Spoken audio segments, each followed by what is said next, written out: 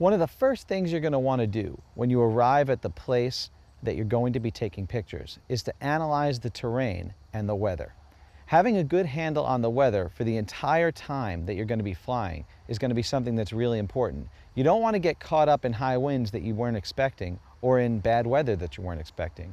You also want to take a look at your whole terrain and look at the whole area. It's first important to know where in this terrain can you legally fly, because it might be a very clear line between where you're allowed to fly and where you aren't. Where can you safely fly?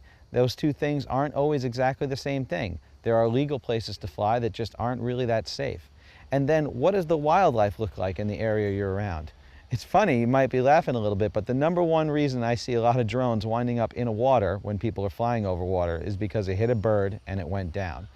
So being aware of the wildlife in the area that you don't want to disturb is going to be really important. You don't want that drone to come falling out of the sky into an area where you can't retrieve it. Taking a look at a GPS map of your area is going to be really important, both for the regulations and for your photography, because it's going to help you know what kind of gear you're going to need to bring with you.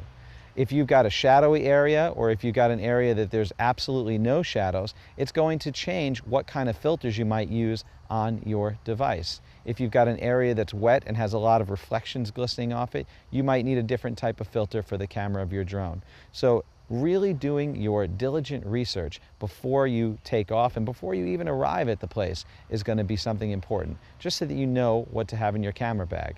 Are you going to have access to power? Because these drones typically only get about 20 to 30, maybe 40 at the most minutes of flying time. So you need to know how many batteries you're bringing with you, or if you're going to be able to charge and cycle as you go.